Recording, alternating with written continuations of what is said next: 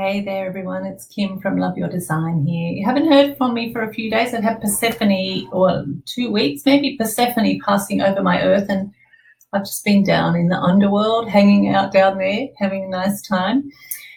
I did want to tell you what's going on. Last night at a certain time, I just went to sleep, almost mid-conversation with my son, like gone. And I thought, wow, that was something really big that just came through. So I did want to just share with you, because there's such a lot going on. And part of the reason that this energy feels so disruptive at the moment is that it's stirring around in places within us that have been rather dormant. And I've talked about this before, but this is really stirring it up.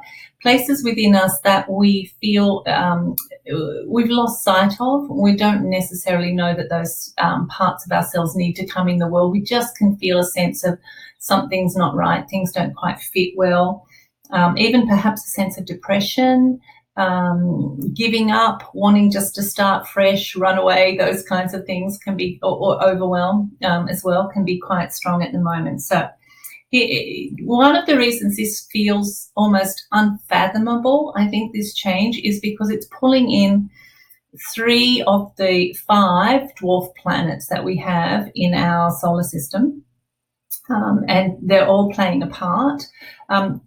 We've got Eris, Haumea, and Makemake, and the 2 that are not necessarily, well, actually Pluto's there as well. So they're all involved. So let's have a look at what's going on.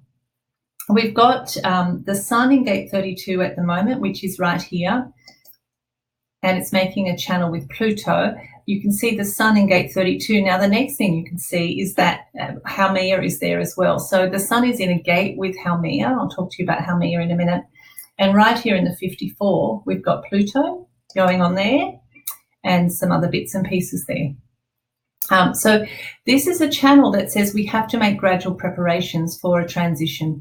So some kind of major transition coming, and we're gradually, slowly, steadily preparing for that by weaving the new energy into our life, and really starting to become that person, to live being that person, to get ourselves familiar with what it feels like once the shift happens, so that when that transitional moment comes for us, we can actually go, oh yeah, I'm ready for this. So this is a very slow, gradual kind of energy. Haumea is about moving away from destruction and towards life affirmation. It's about building a new culture that is not separate from nature, but which actually, that's a delusion. But anyway, that actually recognizes that that culture and nature are the same thing. That to try and live in a society or a culture that thinks nature is not part of humanity is just a form of insanity. There's a sense of wanting to break free, but really a lot of this comes from living in a world where being in our body is difficult because our culture makes it difficult, because we have to have the alarm on to get up and go and do a job we don't want to do to make money to pay our rent, or we have insufficient income to support ourselves, or we feel, that we have to, all kinds of things. We can't get the food we want to make us feel good, or, we have to go too quickly and we want to go more slowly. I think that's a big thing at the moment. So all of these aspects of being in a body, in a culture that is literally antagonistic towards nature and our bodies, is part of what this channel is bringing up here. So it's really important that you tune into what you need at the moment. And there's a breakthrough happening in reality this week. And part of that breakthrough is, although culture, if I can just use that word as a placeholder for a concept, has you believing that you have to play by their rules, I want you to start to consider that your rules are more fundamentally true, more fundamentally trustworthy, and more fundamentally likely to bring you the outcomes that you want, and more fundamentally real, more fundamentally arising from reality. So there's that part of it. Now, 54, where Pluto is is a programming partner or complementary gate with 53. So these two gates here, the 54 and the 53, they always operate in conjunction with each other, always operating in partnership. Now, there's nothing really in the 53 at the moment, but you can see that it's making a channel here with the 42. And this one is making a channel with the 32. Now, let's just go up and have a look. We've got the sun in the 32, which is here, and we've got the earth in the 42, which is here. Okay, so what we have is two lots of complementary gates, the 54 and the 53, the 42 and the 32, making two channels. This is a really powerful combination. It's been in play, really strongly in play, since 2016, when Jupiter, I think it's 2016, didn't check before I did the recording, when Jupiter made a channel with Pluto there. That's when everything changed forever, when Jupiter and Pluto got together in that gate. This is a gate of transformation of the material realm, channel rather, of transformation to bring more spirituality, more spirit, more soul, more universal consciousness, however you want to say, into the physical body and into the material realm. So not always an easy channel to work with. So we've got this combination of complementary gates creating two channels. Here in the 42, we have Eris, another dwarf planet, and she's sitting in that gate with the Earth in the 42.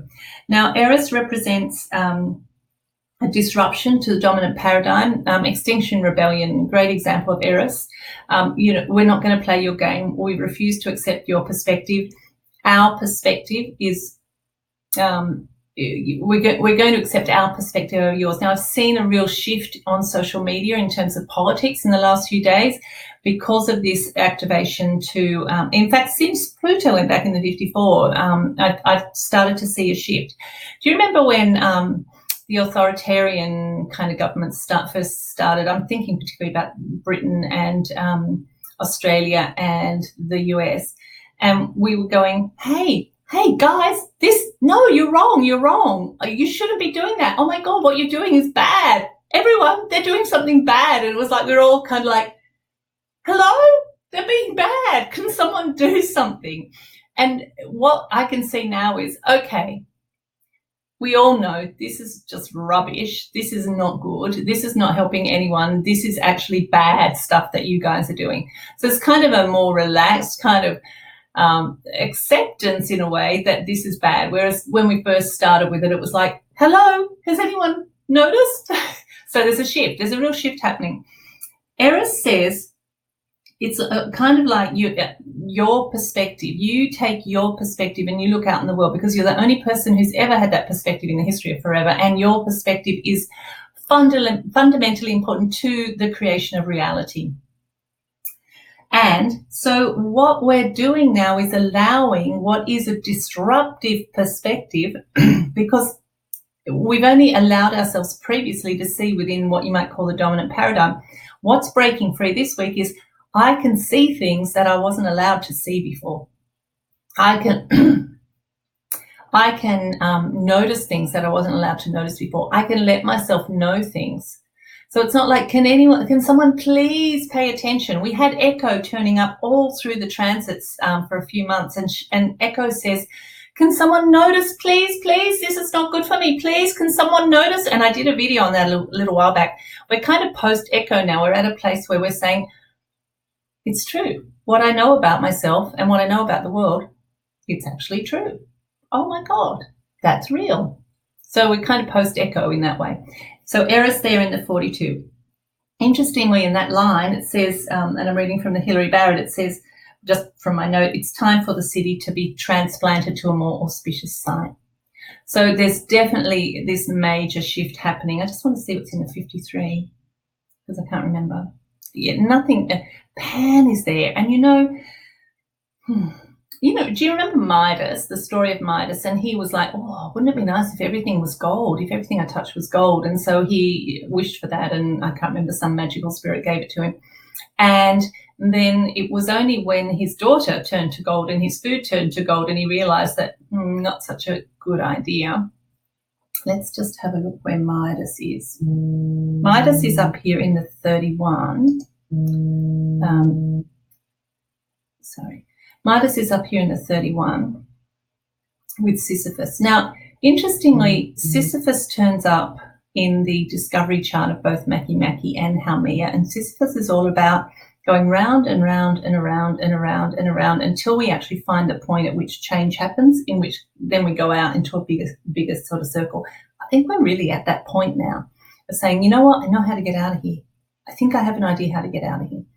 And Midas is there too. And Midas is kind of saying, you know, if I listen into my heart, so we're in the, we're here in the 31. But if I listen into my heart and what my heart's telling me, what is influencing me at the heart level, which is what Gate 31's about, I can find something that comes more alive inside me. So there's something really significant there too in terms of what Midas is telling me. Midas, just to come back to Pan, when Midas realized he'd gone astray, he went back to Pan, he went out into the forest to Pan, and Pan reconnected him with his natural self and taught him what to value. So I think that it's interesting that Pan is there. Now, the third, 42. 42 is really about, it's the way in which we draw, it's the way in which we grow. It's the way in which we have to release something in order to go to the next level of growth. And this whole idea that we can have continual growth without any destruction, without any loss, without having to let go of anything, is what is creating a lot of the pollution, the overcrowding, just the general degradation of the environment. So Eris that's a very, and it has a lot to do with economics, I think. The way in which we do economics, and there's certainly been some shifts away from there. Jacinda Ardern, I know in New Zealand, has a new policy which she calls the economics of well-being or something. There's quite a bit of work on that now in terms of just looking beyond GDP. Okay, now down here in the 18, which is Gate of Corruption, you can see, and this is where we find the really deeply embedded codes in our DNA. The old codes that we're all shifting now, and we find Makemake in this gate. So the third of the dwarf planets, or fourth if we count Pluto, which is dwarf planet, Makemake here in 18. And Mars is passing right over it at the moment, so that's bringing a lot of attention to that energy. Makemake is all about systems that support sustainability. Now that's not just, recycling your milk cartons or whatever. This is about within you too. All of these dwarf planets are about tapping into what is alive for you rather than what is past, what is gone. Part of the whole outside of Pluto energy is about, in each moment, releasing what's no longer alive. And it's kind of like breathing in and breathing out.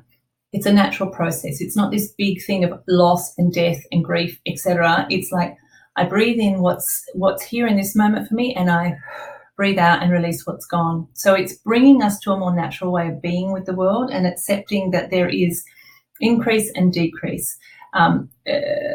Success, and I don't know, that's not a good one, but I'm trying to think of it like attainment, getting something new and letting go of something old. There's this constant process that we're in. So the dwarf planets are really bringing us to that point.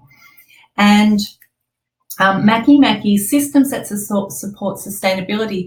What makes your life sustainable? What makes you feel healthy, alive, well? How do you actually connect with the world in a way that's sustainable for you?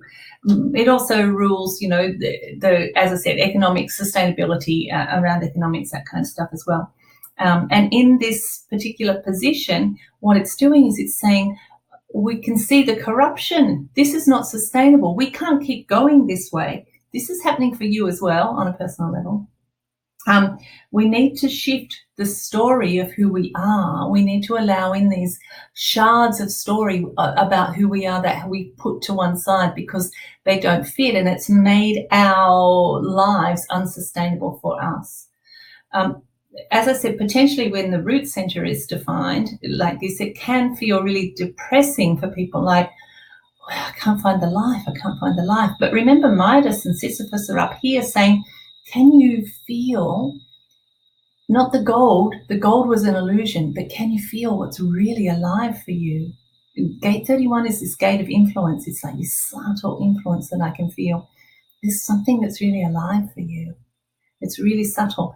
Now that you see this channel here is also defined. Venus has just gone in there and Jupiter's in the 26th. This is a channel of being restrained.